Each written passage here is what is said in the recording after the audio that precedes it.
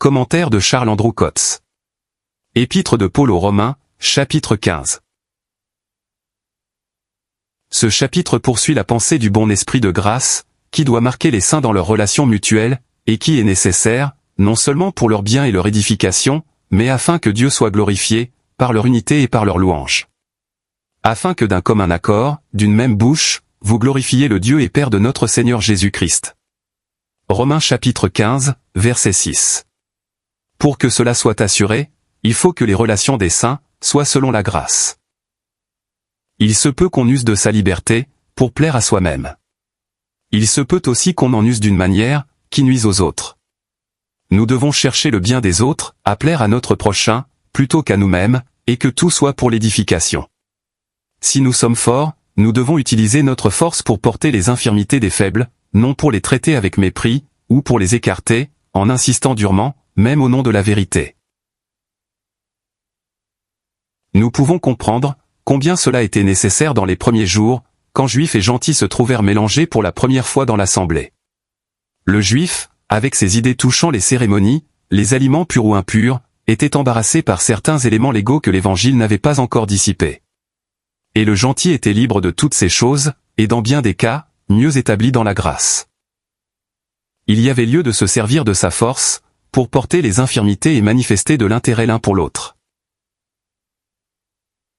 Les faibles, comme je le comprends, sont ceux qui n'étaient pas dans la pleine liberté chrétienne, des personnes légales dans leur manière de considérer des choses, qui dans la lumière de la révélation présente, ne sont pas réellement importantes. Ceux qui étaient plus forts dans la grâce, avaient le devoir de porter leurs infirmités. Nous ne devons pas nous plaire à nous-mêmes. Chacun de nous doit chercher à plaire à son prochain, en vue du bien pour l'édification. Romains chapitre 15, versets 1 et 2. Nous serions grandement aidés, si nous appliquions ce principe, dans nos relations l'un avec l'autre. Il arrive que l'assurance d'être dans le vrai, nous rende durs, et il y a danger qu'alors, nous nous écartions complètement de l'esprit de grâce, pour ne plaire qu'à nous-mêmes. C'est pourquoi, il est important que nous prêtions attention, à cette touchante allusion faite à Christ. Car aussi le Christ n'a point cherché à plaire à lui-même. Romains chapitre 15, verset 3. Une allusion faite à ce que Christ était personnellement, ne laisse jamais indifférent ceux qu'il aime. Il est certain, qu'il fut toujours parfaitement libre dans ses mouvements, et s'il avait plu à lui-même, c'eût toujours été pour faire ce qui est juste. Si quelqu'un n'a jamais été fondé à plaire à lui-même, c'est bien lui. Mais ce n'était pas son principe de vie. Rien n'est plus merveilleux, que ce qu'il a dit. Car je suis descendu du ciel, non pour faire ma volonté, mais la volonté de celui qui m'a envoyé. Jean chapitre 6, verset 38. Sa volonté aurait été absolument juste et parfaite, mais il n'était pas venu pour faire en rien sa volonté. Nous justifions parfois notre propre volonté, parce que nous sommes sûrs que nous voulons ce qui est juste. Tandis que Christ n'était pas ici, avec la pensée de faire en rien sa volonté, mais la volonté du Père. C'est ainsi que dans le passage qui est devant nous, il n'a point cherché à plaire à lui-même. Sommes-nous réellement animés de cet esprit, dans nos relations avec les saints? Hélas! Il fait tellement défaut, que la part de Dieu en est largement réduite. Tout ce qui survient, met nos esprits à l'épreuve. Nous pensons quelquefois, que nous prenons position pour des doctrines ou des principes divins, alors qu'à la vérité, nous sommes mis à l'épreuve, relativement à l'esprit qui nous anime. L'esprit et l'affection de Christ, n'étaient pas de faire sa volonté à lui, ou de chercher à plaire à lui-même. Il est merveilleux, et réellement humiliant de le considérer. Car aussi le Christ n'a point cherché à plaire à lui-même. Il était ici-bas, représentant Dieu si fidèlement, que tout ce que les hommes avaient à dire contre Dieu, est tombé sur lui. Les outrages de ceux qui t'outragent, sont tombés sur moi. Romains chapitre 15, verset 3.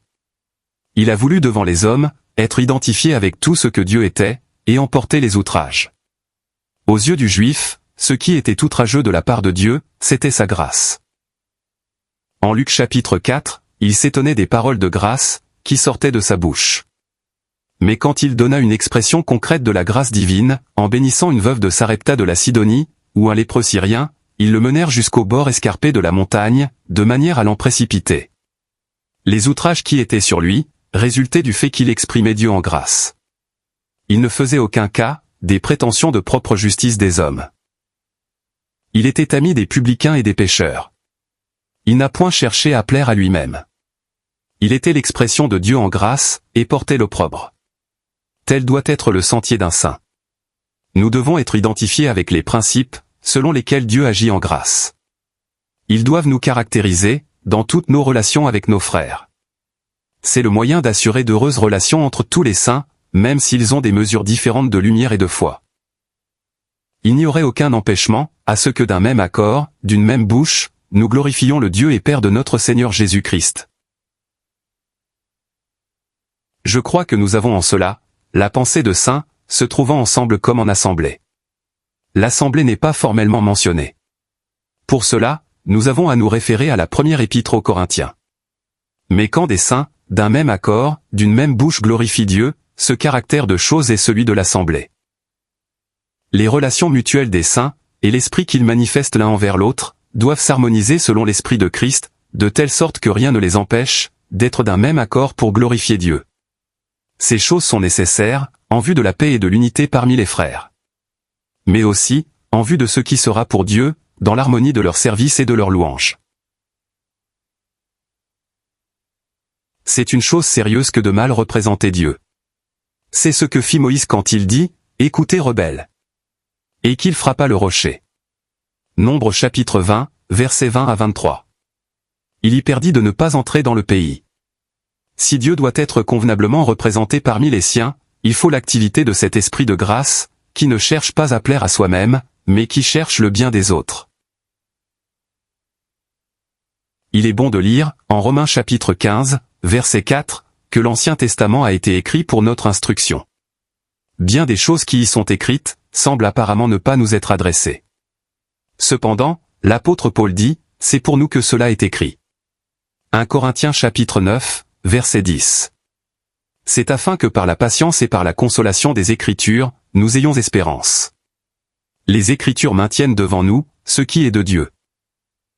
Il est frappant, que ce soit le Dieu de patience et de consolation, qui nous donne d'avoir entre nous, un même sentiment selon le Christ Jésus. Il est en effet un Dieu de patience.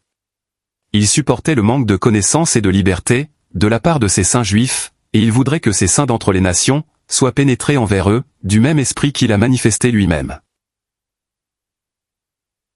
Il y a de la part de Dieu, de l'encouragement aussi bien que de la patience. Il désire nous encourager, à compter sur son œuvre dans nos frères. L'espérance en Romains chapitre 15, verset 4, semble être en relation avec notre marche dans l'unité. Nous ne devons pas désespérer des saints, car Dieu travaille en eux. Nous devons toujours espérer.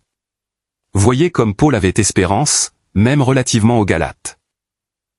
Il était vivement attristé à leur égard, et il dit, « J'ai confiance à votre égard par le Seigneur, que vous n'aurez point d'autre sentiment. » Galates chapitre 5, verset 10. Il nous dit que l'amour espère tout. 1 Corinthiens chapitre 13, verset 7. C'est en reconnaissant la place qu'ont les saints devant Dieu, selon le Christ Jésus, que nous pouvons avoir espérance à leur égard. Nous ne pensons pas à eux selon la chair, mais selon la place qu'ils ont par grâce. Un frère faible peut ne pas connaître sa nouvelle position, selon le Christ Jésus, mais celui qui est fort a le privilège de la connaître, et de considérer son frère selon cette position. Si celui qui est fort, faisait peu de cas d'un frère faible, il montrerait qu'il ne comprend pas mieux que lui, sa valeur divine. Dira-t-on que les saints ont beaucoup de défauts? Mais dans quel but travaillons-nous? L'homme naturel peut signaler des défauts. L'homme spirituel éprouve qu'il doit servir en amour, afin que les défauts soient ôtés. C'est là l'esprit de grâce, et il doit pénétrer toute la compagnie de ceux qui sont un seul corps en Christ. L'encouragement divin en sera le résultat. Les Écritures nous donnent les grands principes des voies de Dieu en grâce, et nous montrent les traits de Christ. Elles nous encouragent à avancer, en accord avec Dieu et avec Christ. Dans ces conditions, nous pouvons compter sur le soutien divin. Nous devons manifester de l'affection l'un à l'autre, mais ne pas nous repousser les uns les autres. Christ nous a reçus à la gloire de Dieu. C'est en accord avec ce fait, qu'il nous est dit, « Recevez-vous les uns les autres ». Romains chapitre 15, verset 7. Les saints sont ainsi envisagés, comme marchant ensemble, comme le faisaient tous les saints au commencement, selon la vérité de la seule communion chrétienne, c'est-à-dire la compagnie tout entière, de ceux qui sont un seul corps en Christ. Ils ne devaient pas tenir les autres à distance, mais se recevoir les uns les autres, dans la même grâce affectueuse que Christ les avait reçus.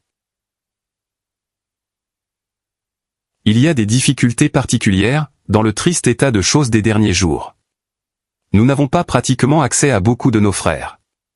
Il peut y avoir beaucoup de croyants dans notre ville, que nous ne connaissons même pas.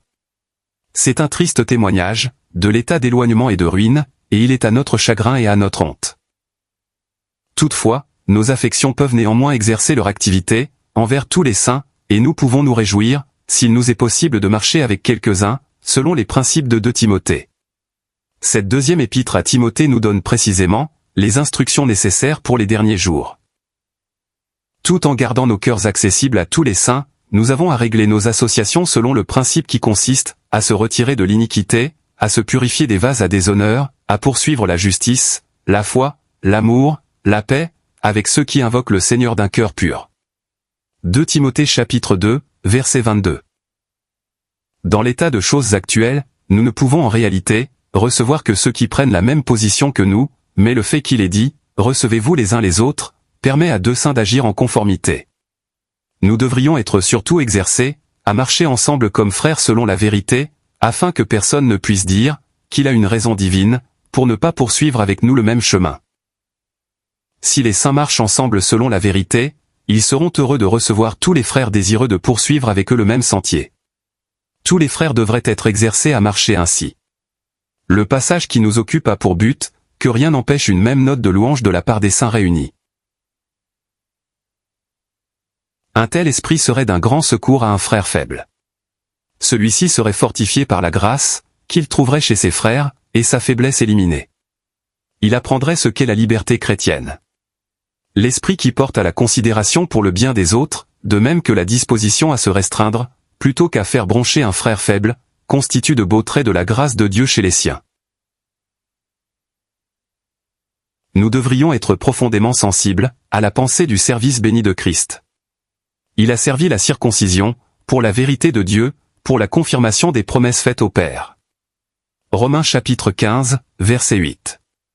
Il a tout fait pour établir la vérité de Dieu et confirmer les promesses, afin que toutes les paroles de Dieu à Israël soient accomplies, sans exception. Il a également servi les gentils, de manière qu'une même et harmonieuse note de louange, monte à Dieu de la part des Juifs et des nations. C'est pourquoi, je te célébrerai parmi les nations, et je psalmodierai à ton nom. Et encore, il dit, nations, réjouissez-vous avec son peuple.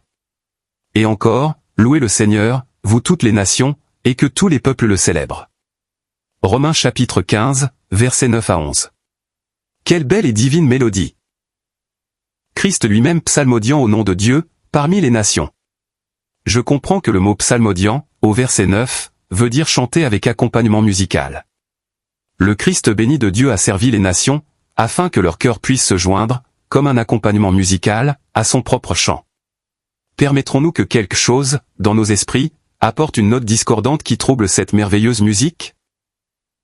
Imaginez-vous un orchestre de louanges si glorieux, que Christ en est lui-même le conducteur. Permettrai-je que quelque chose intervienne dans mon esprit, quelque mauvais sentiment ou un ressentiment personnel, qui sera une note discordante? Que de telles choses soient bannies, dans la puissance de la grâce divine.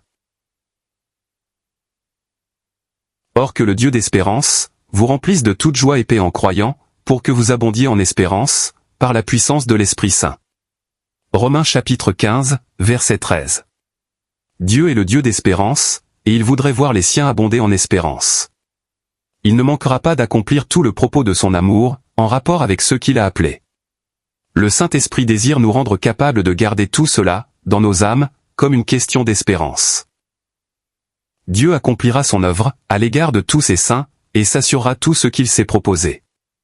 Si nous abondons en espérance, en ayant devant nous le même objet que Dieu, nous serons gardés en joie, et soutenus en présence de toute la faiblesse et de l'éloignement, qui se sont manifestés dans la profession chrétienne.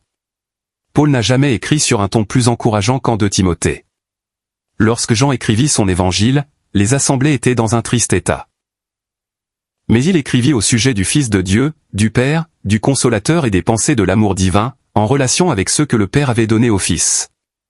Il est un bel exemple de quelqu'un, rempli de toute joie et paix en croyant, et abondant en espérance. En Romains chapitre 15, verset 14, nous en venons à un bel exposé du fruit normal de l'Évangile. Considérant les saints comme des sujets de l'appel divin en grâce, comme l'œuvre de Dieu, Paul était persuadé à leur égard qu'ils étaient pleins de bonté et remplis de toute connaissance. Quel contraste avec ce qui est dit de l'homme naturel, en Romains chapitre 3. L'Évangile vient à nous, comme à ceux qui n'ont aucun trait de bonté, et il accomplit un miracle tel, que nous sommes ensuite pleins de bonté et remplis de toute connaissance. Si cela n'est pas encore réalisé en nous, c'est en tout cas une perspective pleine d'attrait. La bonté dont les saints sont normalement remplis est une bonté intelligente. Il y a maintenant la connaissance du bien et du mal, avec une complète délivrance du mal, de sorte que seule la bonté reste en activité. Quelle connaissance merveilleuse à celui qui connaît spirituellement ce qui est enseigné dans cet épître. Il se connaît lui-même, et il connaît Dieu révélé en grâce dans la justice. Il connaît le Seigneur Jésus-Christ et l'Esprit, comme habitant en lui.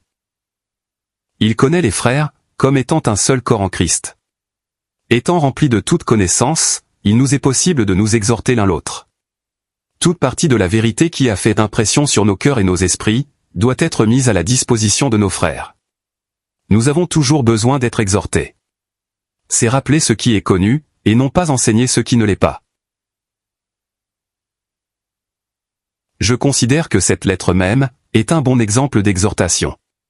Paul n'écrit pas comme à des personnes qui ne savaient rien de ce qu'il disait. Il suppose tout le temps qu'elles savaient de quoi il parlait. Il leur rappelle ce qu'elles savaient, afin que la puissance de ces choses s'exerçât intelligemment dans leurs âmes, en vue d'un résultat pour Dieu. Les choses sont souvent présentées, dans les écrits des apôtres, avec la pensée que les saints les connaissent. Nous pouvons avoir espoir, en nous exhortant l'un l'autre, parce que la vérité dont nous parlons aux frères, leur est connue, bien qu'il y ait danger peut-être qu'elle leur devienne obscure. Les choses qui nous entourent, sont de nature à obscurcir dans nos âmes, ce qui est de Dieu. C'est pourquoi l'exhortation nous est continuellement nécessaire. Il est arrivé souvent qu'un frère ou une sœur ait attiré mon attention sur des choses que je connaissais, et cela d'une manière qui me les a rappelées avec fraîcheur, et m'a donné d'en jouir davantage. L'exhortation a une puissance qui porte à la persévérance.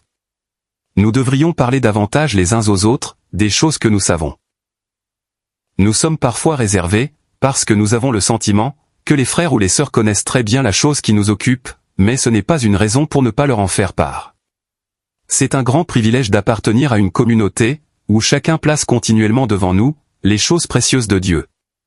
Il y a une puissance de préservation, et un stimulant dans de telles activités. Dieu nous donne sans cesse des impressions. Il vous en donne une à vous, et une autre à moi, et si nous nous les communiquons, chacun en tire du profit. Nous ne devrions pas craindre de parler de choses qui nous occupent. Elles nous sont données pour être mises en circulation. Il avait été donné à Paul, une mesure spéciale de grâce. Il occupait une place officielle, comme ministre du Christ Jésus envers les nations. Il ne sortait pas des limites de son service, en s'adressant ainsi aux nations. Il distribuait en sainte dignité, toute la richesse divine, qui était dans l'homme oint de Dieu, le Christ Jésus. Il avait toujours en vue ce qui résulterait pour Dieu, de sorte qu'il s'acquittait de son ministère, comme exerçant la sacrificature dans l'Évangile. Romains chapitre 15, verset 16. Il désirait que ceux des nations fussent amenés et présentés en offrande dans le Christ Jésus, offrande sanctifiée par l'Esprit Saint, et qu'ainsi, elle soit agréable à Dieu. Paul avait de quoi se glorifier dans le Christ Jésus, dans les choses qui concernent Dieu. Il exerçait la sacrificature dans l'Évangile de Dieu, en vue de ce qui résulterait pour Dieu. C'était un service de caractère saint et sacerdotal. Comme le sacrificateur Aaron présentait en offrande tournoyée devant l'Éternel les Lévites purifiés, pour le saint service, en Nombres chapitre 8, de même Paul désirait que ceux des nations fussent amenés, pour le saint service et le plaisir de Dieu. Son but était que l'offrande des nations soit agréable à Dieu. C'est là le côté sacerdotal du service de l'Évangile. Paul pouvait dire qu'il servait Dieu dans son esprit, dans l'Évangile de son Fils. Romains chapitre 1er, verset 9. Cela est de caractère sacerdotal. Dans sa position publique, Paul était administrateur officiel du Christ Jésus envers les nations, mais dans son propre esprit, il avait une attitude sacerdotale, pensant aux résultats qui seraient produits pour Dieu. Le but de l'Évangile est qu'il y ait une compagnie de personnes dans le Christ Jésus, sanctifiées par le Saint-Esprit, complètement à part de la chair, moralement agréable à Dieu, pour son saint service. Comme une compagnie lévitique, nous avons apporté le tabernacle du témoignage dans le désert. Chaque lévite avait son travail particulier, mais tous formaient une compagnie unie, chargée de porter un seul témoignage. Dans un sens, le service est une affaire individuelle. Mais Dieu désire nous faire comprendre que tout service doit être accompli comme faisant partie d'un tout. Le mot Lévi signifie attachement ou joint. Il n'existe pas dans le service une telle chose que l'indépendance. Mon service personnel fait partie d'un grand tout. Celui qui plante et celui qui arrose sont un. 1 Corinthiens chapitre 3, verset 8. Nous dirions peut-être qu'ils sont deux, mais Dieu dit un. L'évangéliste, le prophète, le pasteur et le docteur sont un. Ils sont attachés comme étant de Lévi. Chacun a son service particulier. Chaque lévite a sa part à porter, mais chacun la porte avec la conviction profonde qu'elle est une petite partie d'un même témoignage, et que la part de tous les autres est nécessaire, pour que ce témoignage soit complet. Le caractère individuel du service a été parfois présenté, avec une certaine insistance, qui tend à conduire à une complète indépendance, si bien que les serviteurs ne sont plus que des isolés, chacun faisant ce qui lui semble juste, sans s'inquiéter de l'unité nécessaire avec tous les autres serviteurs. S'il s'agit d'une compagnie unie, chacun apprécie ce que font les autres, et n'est pas indûment occupé de son seul service. Les saints marchant par l'esprit, ont une plus haute opinion des dons des autres que des leurs. On éprouve un réel plaisir à voir un autre, faire ce que l'on ne peut faire soi-même. On est heureux de voir les saints bénéficier d'un service.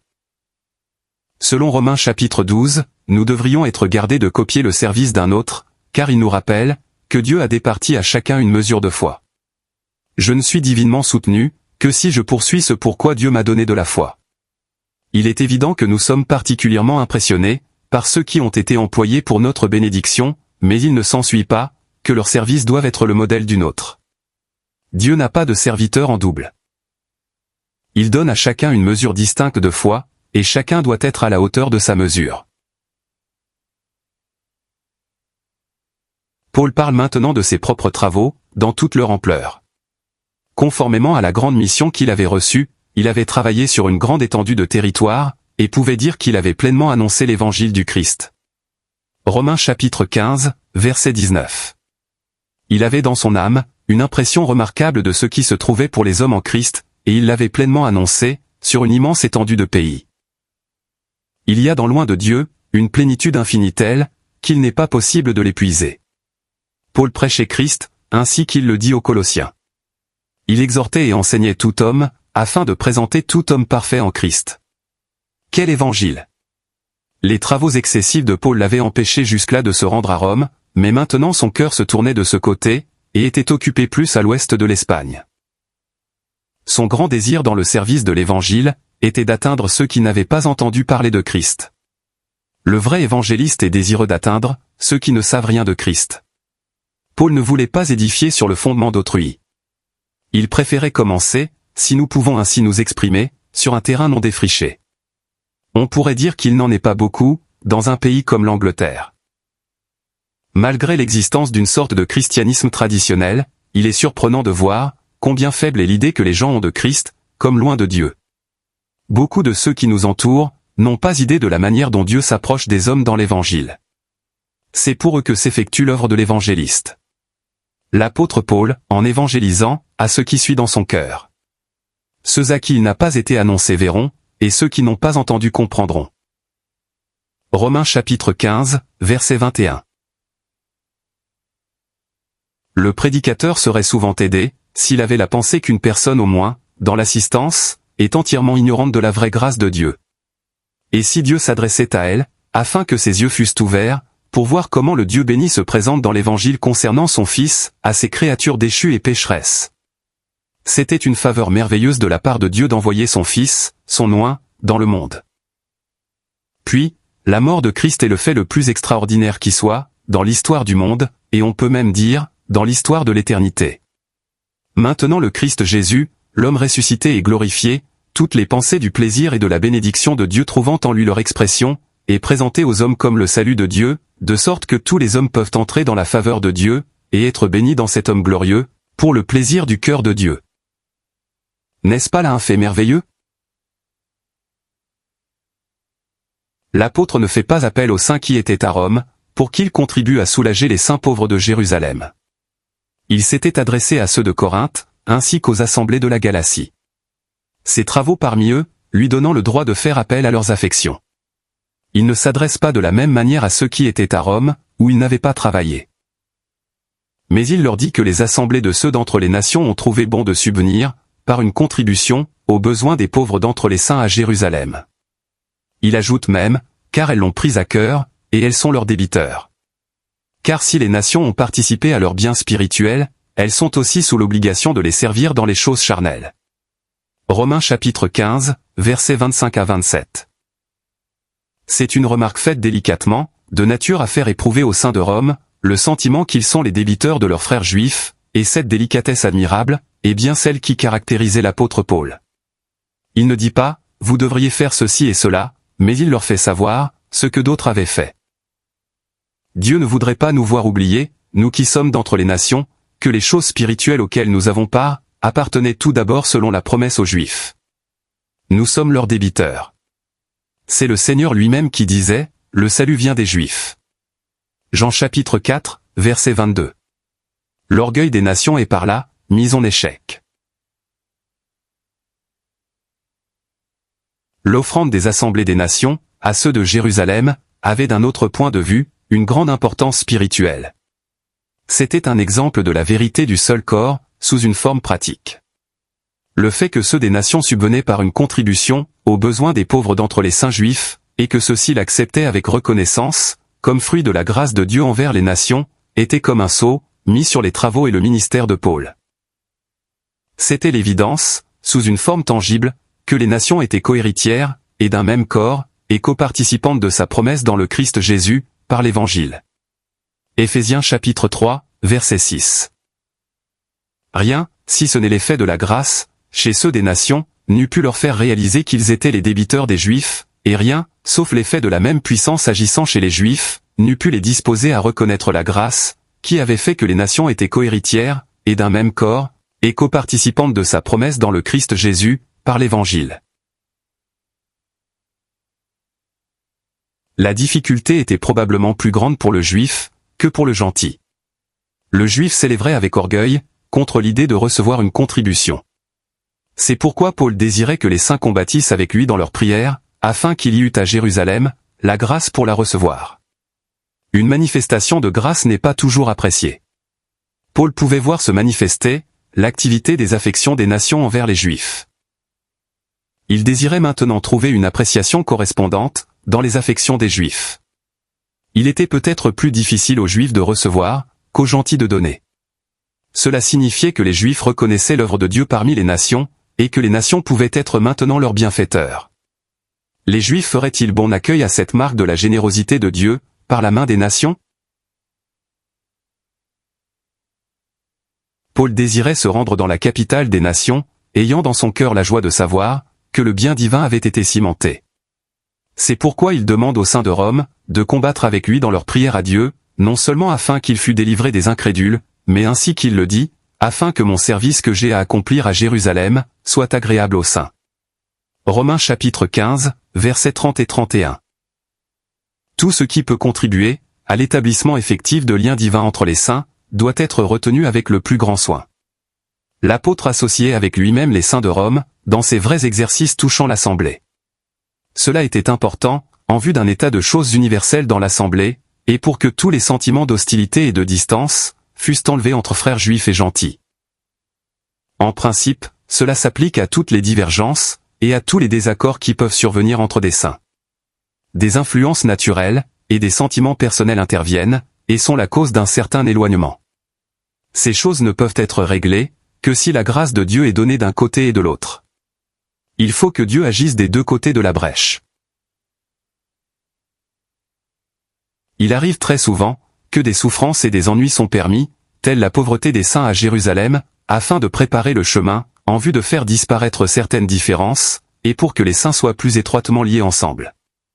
Nous avons à nous appliquer à garder l'unité de l'esprit, par le lien de la paix, mais cela ne peut être fait qu'avec toute humilité et douceur, avec longanimité, nous supportant l'un l'autre dans l'amour. Éphésiens chapitre 4, versets 2 et 3. Le fait est que nous sommes souvent occupés de ce que nous considérons comme étant mauvais chez les autres, et nous en concevons des sentiments d'amertume, alors que le Seigneur n'a permis les circonstances que pour mettre à l'épreuve l'état de notre esprit. Si nous commençons par être honnêtes vis-à-vis de nous-mêmes, nous aurons à admettre que nous n'étions pas dans de bonnes dispositions d'esprit. Dieu intervient toujours en faveur de celui qui s'est jugé lui-même, et c'est dans l'esprit du jugement de soi-même que les brèches sont réparées. Et je sais qu'en allant auprès de vous, j'irai dans la plénitude de la bénédiction de Christ. Romains chapitre 15, verset 29. Paul était un vase divinement préparé pour le ministère, rendu compétent par Dieu, pour porter la plénitude de la bénédiction de Christ. En disant qu'il viendrait dans la plénitude de la bénédiction de Christ, il faisait penser qu'il n'avait pas tout dit dans la lettre qu'il leur adressait. Il semble que de la place soit laissée pour les épîtres aux Colossiens et aux Éphésiens. Paul était ministre de l'Évangile et ministre de l'Assemblée. Son ministère complétait la parole de Dieu. Dieu agissait en lui avec puissance, afin de faire ressortir dans le ministère la plénitude de la bénédiction de Christ, et pour que les saints en eussent tout le profit. Il devait dire aux Corinthiens, « Vous n'êtes pas à l'étroit en nous, mais vous êtes à l'étroit dans vos entrailles. » 2 Corinthiens chapitre 6, verset 12. Quel privilège c'était pour les saints de pouvoir être associés à Paul dans ses exercices relatifs à l'assemblée et au service.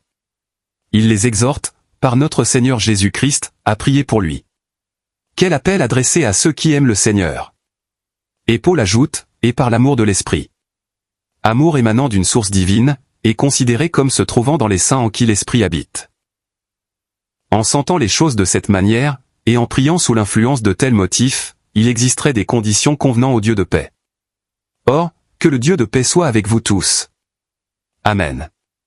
Romains chapitre 15, verset 33.